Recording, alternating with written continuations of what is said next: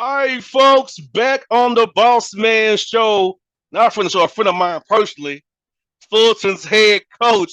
Mr. Taylor at work in August doing big things. What's up? How you doing, brother? Good, good, man. Trying to enjoy a little bit of this heat wave out here without the humidity on the West Coast, you know? Well, brother, today in Atlanta, 85 degrees in August. That is unheard of. So, That's unheard of. yes, indeed. Bro, I'm going to throw a stat at you, so I'm blowing your mind. You've been coming on my show since December of 16, my brother. Can you believe That's that? It's been long. crazy. That is crazy. December of 16. First time I had you on a guest, a Tuesday. That's crazy. December of 16, man. It's been I that appreciate long. I appreciate the fact that you want to keep talking to me. Bro, let me ask you a question for real. We got a request from a dude from Atlanta 6 years ago. What was your thought? I was just happy that somebody wanted to talk to us and somebody wanted to hear what we had to say, because those were the first couple of years, and I'm going to say they were lean, very lean. So, for the simple fact that somebody wanted to talk to us, I was actually excited, quite frankly. I hear that, man. It's funny how that first talk in December of 16 led to a friendship we have today, man.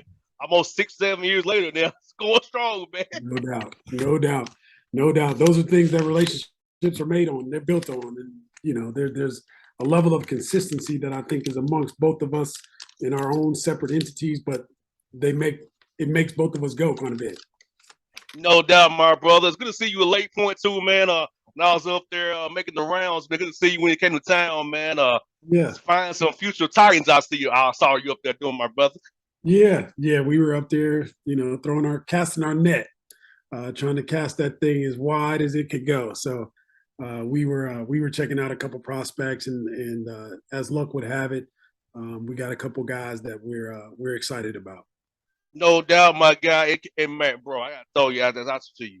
You get into your 10th year at Fullerton. Can you believe it's been 10 years, man? No, not really. Especially from whence we've come and how things started, to kind of be on the trajectory that we're on. It is actually it's astounding because you also look around at just the year that I got the job. There were quite a few guys that were my friends that are no longer head coaches. When you look around and you realize a lot of coaches have come and gone, and I'm still here, and we're still here. So it doesn't feel like it's been 10 years, in a lot of regards, but in some regards, it does feel like we've been here every bit of 10 years. No doubt. Now for you personally, man. Besides your hair, man, what's been the biggest difference for you, brother? Besides Um, the hair. yeah, that has a lot to do with it. Changing up my look and all of that stuff. But I think just having a different level of patience and a different level of maturity in terms of the way that I would respond to certain things today is completely different than I would have responded the first couple of years, sitting in this seat. A lot of it had to do with when I was young and probably dumb. Um, I was trying to fix everything or trying to make it work to my favor, or trying to get it rounded up and work for us. Whereas now, it's like the analogy that the pro golfers use. They go to the range and whatever they're swinging that day, they just adjust, and that's what they swing for that day. Whereas now, maturity is set in, and you can't control and fix everything. There's certain things you can't control, certain things you can't fix, and I just start with my energy, with my effort, and my level of execution and discipline. And outside of those things, shucks, man, there's very little that you can control. Man, what you said, brother. Like I know for me, this is like my 12th year in radio. Like I remember when back in the day, I was on the air. Like I told you before, the graveyard shift. It was me, Yeah. the truckers, and the deers, man. And I can't believe now. Back when I got started, having a podcast was frowned upon. Now Yeah. everybody got a podcast now. Yeah. Everybody Yeah. got them a show now. Like Yeah. back when I got started, you'd have the letters behind your name from a Fullerton station. You No get to doubt. get any games. Like You have a podcast or where. So even in my fields, I'm having to adjust in this field of okay, I got to do Zooms now, podcast, add video element to it, TV element to it. Now, bro, I can tell you, the show's on Roku now. Yeah. We on Roku now, brother. Shows on Roku. That's crazy. We went from Skype to Roku there, brother. Yeah, you come a long way from that Skype. But Yeah. but in the same token, it just goes to show you, if you want to provide yourself with any type of longevity, if you don't necessarily change and adjust with the times and reflect what those times are, you will quickly get run over, and you can be the best thing since sliced bread for that moment in time. If you don't adjust for tomorrow or adjust for the next week or the next year, whatever that adjustment is, whether it's inclusive of social media, whether it's technologically savvy, it doesn't matter. In my opinion, the world is going to keep moving. If you choose to move forward with the world, you got to make some adjustments, and obviously, you've seen those things come to fruition, and like you said, going from Skype to Zoom to who knows what's next. Yeah, bro. I never was when I got started in 2010, brother. When I was doing late nights, 2 to 6 in the morning, I never thought I would be on TV. Yeah. But you can go to an app and find the Bossman show on your TV or your iPad or your device and watch what we do here. It's crazy. Never would have thought it when I got started doing them late night shifts, brother. And I was getting up at 11:30 to get to the station to get to do my show at 2 in the morning. Yeah. Yep. And what's crazy is people don't necessarily see that, and they don't remember that. Like you getting that type or doing that type of hustle, creating that type of grind for yourself, and now the payoff is what it is. You can literally flip on the TV and either see yourself on YouTube or go to Roku, from an app standpoint. So yeah, man, congratulations and kudos to you as well.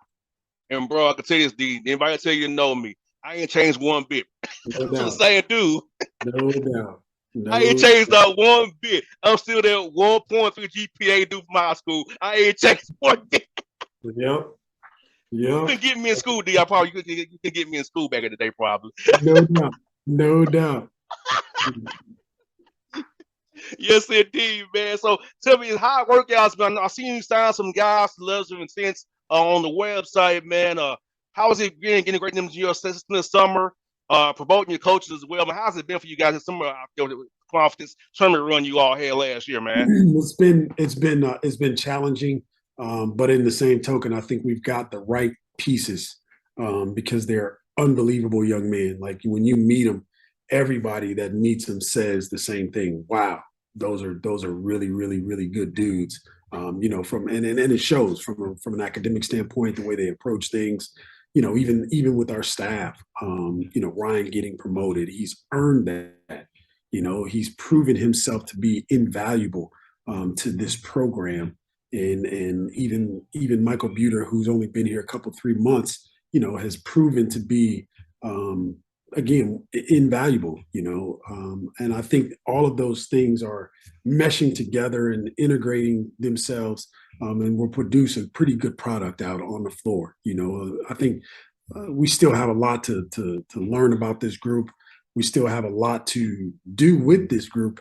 But what I know from the outset in terms of their work ethic is second to none. These guys have had an unbelievable 8-week stretch in the weight room, on the floor, with the different adjustments and learning different terminology, learning different reads and things.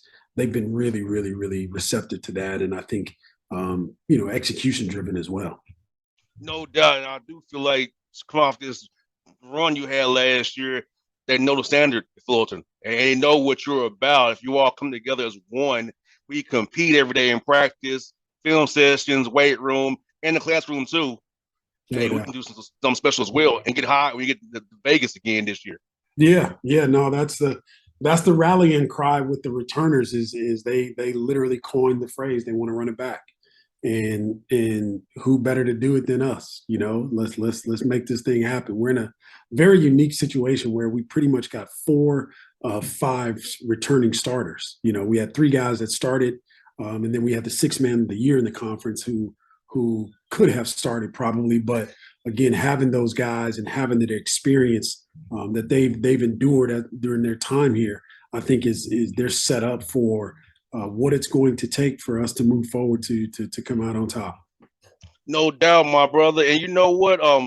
I feel like this, man. I know you was out here in Atlanta recruiting as well, but I feel like on the West Coast, man, with what you all are doing, Fullerton, what you've done up in there 10 years, they all out there that know who you are.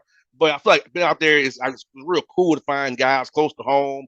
Also, you got a brother from the Bahamas I saw. I like that as well, man. So this is man, but for recruit nationally with the name Fullerton, the Titans, not just the baseball school people, not just baseball, it's basketball too. My man doing things out there for real. I appreciate it. I appreciate it, man. We're able to cast a pretty big net, a pretty wide net that's inclusive of a lot of different geographical representation on our roster, and you know we're trying to put the best product out there. So that's what our roster looks like. No doubt, but excuse me, man. I know when I played in 2000s, it was a little different. You played in the 90s. How was the game changed for you per se? Because I know when I started, when I was playing, Facebook came out. We had an email from college only back in '04. I remember Facebook and they had an actual college email to get on Facebook. Yeah, you played in the 90s with none of that was going on, man. So for you, how was the game change and the outside noise change for you since you played ball back in the day, my brother? I think the biggest change is just accessibility.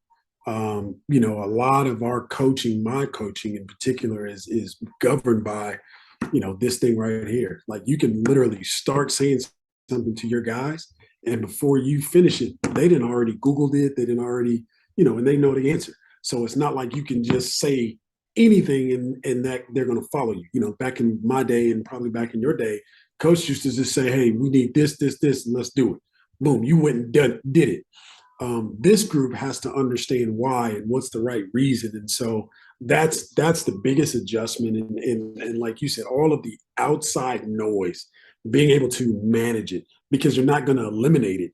I think you're going to have to manage it to the best of your ability because you know people are going to do what they do, and that's talk.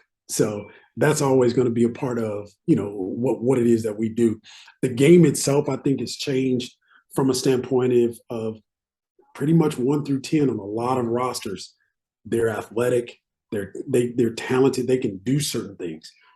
Different than when you and I were coming up. I thought we might have not as been as talented, but I do think there was a level of toughness that was amongst us. There was a level of scrappy and effort that governed a lot of our success. Whereas these guys, they probably have more talent in their pinky finger than we had you know, coming up. And so trying to figure out how to use that to our advantage back then, and then trying to get this group to use those things to their advantage to provide them with the level of success. It just looks different. You know, it just looks different. Like you can't just say, you know, hey, do so and so. You have to have a relationship with these dudes off the floor in order to get them to buy in to what it is that you need done, or what your team or what your program needs done to find a different level of success. And that's, in my opinion, I think one of the biggest differences. And D was lucky for me, D, is that, you know, I told you my dad coached. So for me, buying into a system was not hard for me because I knew on the basketball court, I wasn't the best player out there. Sure. I had to shoot threes, defend, hustle, be scrappy to play. Football, I can run fast, catch the ball. I can do you without even trying. So Yeah. there's a difference. On the basketball court, I had to actually commit to a role to Yeah. get on the court. Yeah. Football wise, it was God given ability. In baseball, it's kind of like I can switch here and I can run fast, so it worked. Sure. Yeah. So, No doubt. No doubt. and I think so I try to tell young men that try to tell young men all the time. He's like, hey, you gotta know what you're good at. And I knew in those two sports, the two B sports I played, I wasn't the best. mm-hmm, I had to adapt to my role, what my strong suits were. mm-hmm. In football, I could play off my God-given speed and hands to catch balls and run. Sure. Sure. Yeah. And I think even right in that instance, there's just so much there, right? Like you said, your dad was your coach who you played for. Same way with me.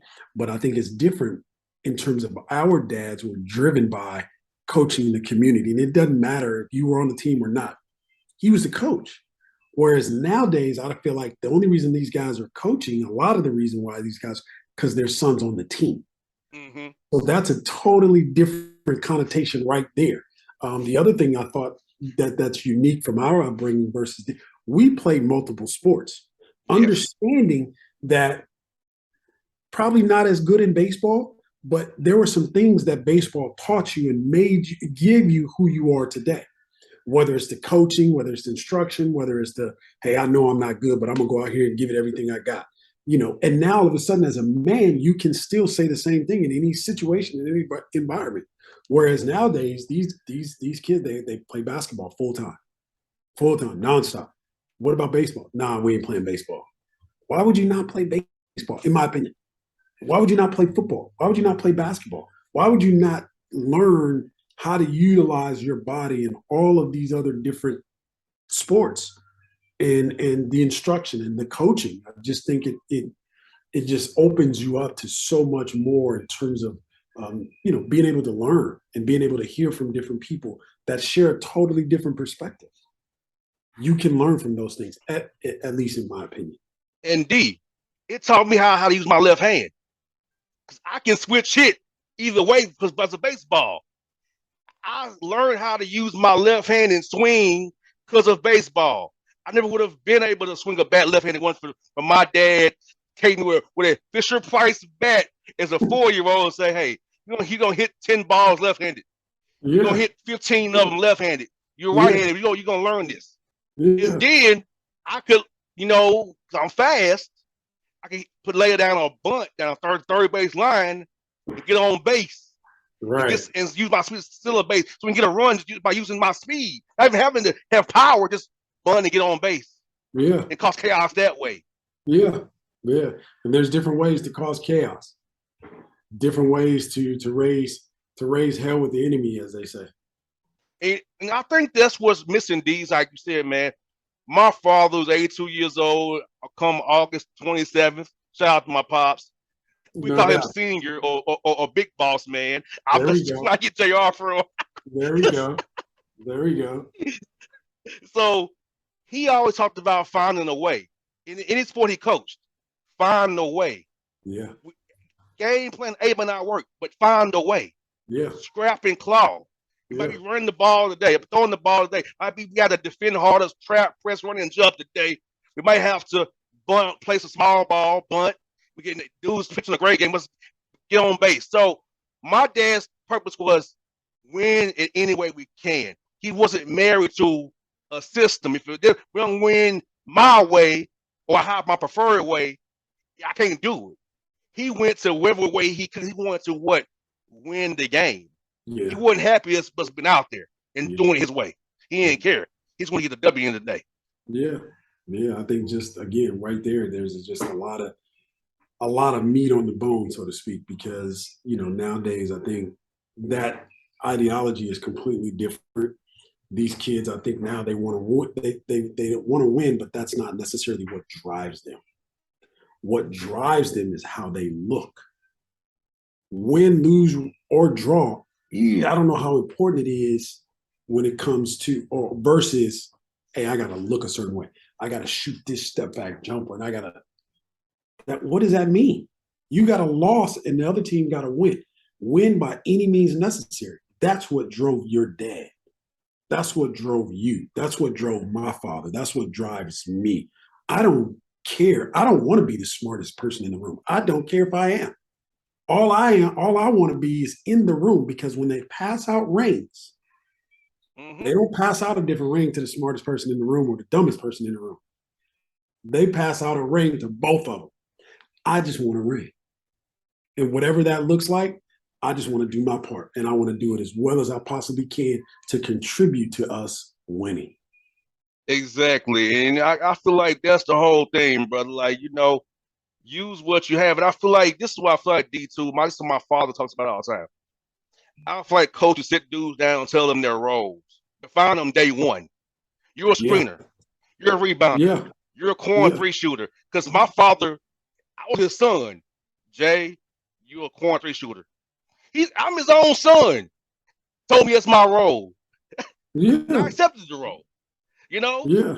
But I think too many coaches try to be the players' friends so they don't leave on them or make them parents upset rather than say, this is your role this year. And Yeah. even the NBA, where I met a lot, it's not Yeah. much role definition. It's kind of just, we'll play it by ear. We don't want to make anybody upset. Yeah. That's I mean, it's an unfortunate um thought process that we have to figure out, moving forward, because the way that this group is being raised, it's not changing.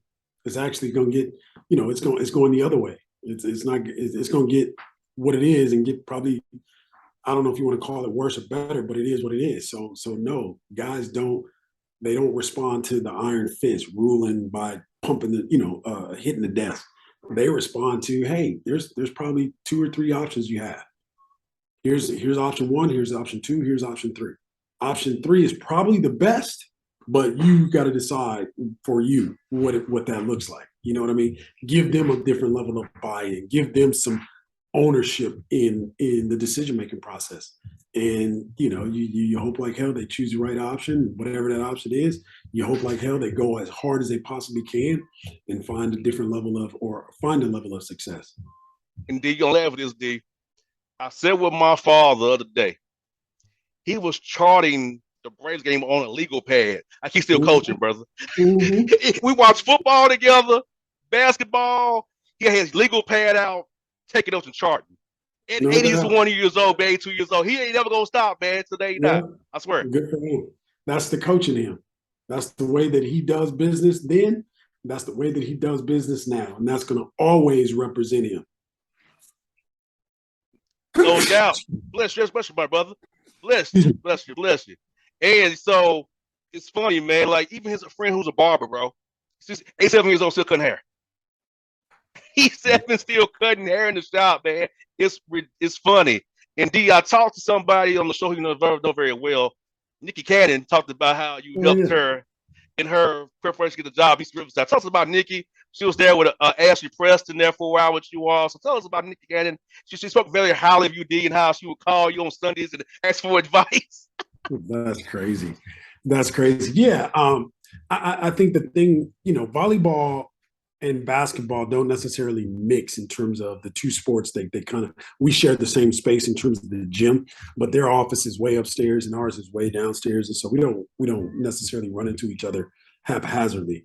But the one thing when I see Nikki working, and when I talk to her, or when she's on the sideline or in practice, I just am captivated by the energy, and I'm captivated by her experience. And I feel like our kids have a chance to learn from that, and they have a chance to grow from that. And so for her to become a head coach at this juncture within this league, I think there's a lot of young ladies that are going to be super excited about what she gives to them, and the opportunity that she presents them with.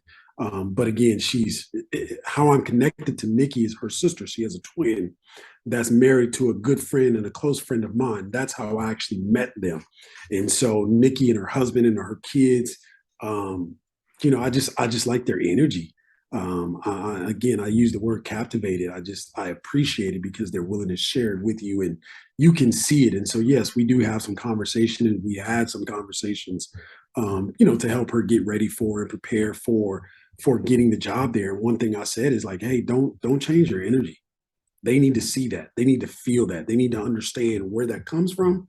And also they need to understand how contagious it can be to helping them grow their women's volleyball program. And thankfully they made, in my opinion, they made the right choice.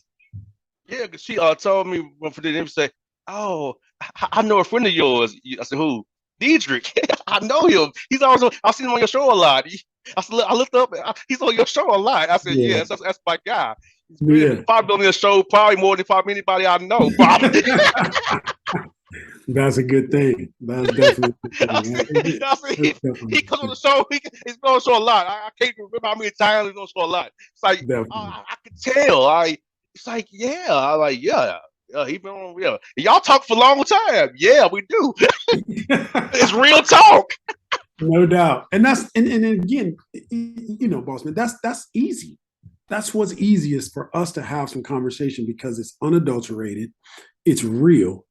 There's a level of comedy to it, but it's also appreciative in terms of, or appreciated in terms of, when I get on this show, yeah, we're gonna talk about this, that, and the other, but I know where it's coming from.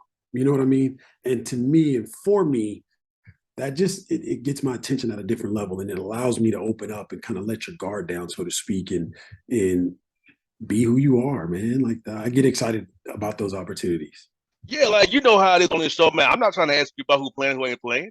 I No ain't trying to doubt. figure. I ain't trying to figure those. Hey, look, that's what the beat writers do. That's the beat writer job. Hey, my job. No My job. doubt. Come on this show, we have a good time. Don't worry, no narrative, no bias. Look here, man. Look, we having a good Yeah. time. Clean Yeah. glass of water here. No, Yeah. nothing, no, nothing here, man. Trying to trip you up. You know how it is out there. These No media doubt. types, man. Like people tell me all the time, man. Hey, you never ask people hard questions. Why should I? You should have come somewhere where you feel free and safe. No doubt. Well, you ain't gotta always feel and be on guard. No doubt, because there's enough people out there that do keep you on guard. They do ask you these so-called hard questions and things, and if that's what you want to listen to, guess what? You don't want to listen to JR show because that ain't what he does. Yeah, I said my niche is positivity and Yeah. real talk. Yeah. I'm not trying to dig in deep or get a scoop like other people. No names mentioned. No doubt. The shade's real. The No shade's doubt. real. No doubt.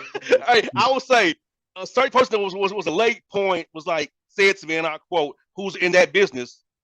How these guys talk to you for it?" So, but smiles and me is like something different. You know what I'm referencing? But a certain dude who put stuff out in the media, it was a late point, was upset. The coach was talking to me with a smile on their face, and him was like what you want? Because you always want something. Right. Right. Again, that's just to me, that's energy given, energy received. You give off the energy that you wish to receive. If you want to receive the energy that you get from guys, that's who you are. You give that off. Yeah, I was like, high major, low major. Coaches came up and say, "Hey, what's up?" Because they know I'm not. They say, "Hey, this brother is for real. He ain't whispering all this. He ain't trying to get that out of me." Yeah. It's just he cool, you know. Yeah. And before you go, man, I want to tell you, I had an offer from a big network, right? I turned it down because they wanted to control what I do, so that I couldn't do what I do no more. Yeah. And I'm like, I said I would never sell my soul in the heart of this show for a check. Yeah. Because little do you all know what you're offering me. I look at that anyway with all my ventures. No doubt. No doubt. So no doubt. That's for the people. I'm saying I have went to a big network many a times based on where I work at now and my leverage I have. Yeah. I still choose this. I want to be able to talk to you freely, D, and without having to ask you something they want me to ask you, or have to ask for permission to talk to you on my show. Yeah. Because a lot of these shows, brother, work these networks, you have to ask permission of an operations manager or general manager or executive producer to interview, insert whoever. Yeah. Me, I just text you and say, "Bro, you good? You free today? Right. I want to have you on the show." Yeah. And I think there's just a different connotation and a different feel for that. When I get that text, I'm excited. When I get other texts, I'm like, nah, because again, it's what you're about. It's what you want. I subscribe to it. No doubt, my brother. No doubt, my brother. Hey, I thank you for coming on this show for the last 6 years, man. How these times you've done it since 2016. It's like it's crazy to believe in it. Of course, Shucks. Hopefully I'll be on this show 6 more years. Moving forward and in the future. So I appreciate you having me, man. Anytime, brother. Hey, you be safe, my brother, and I hope to see you soon, man. Definitely count on it. Talk to you soon. All right, man.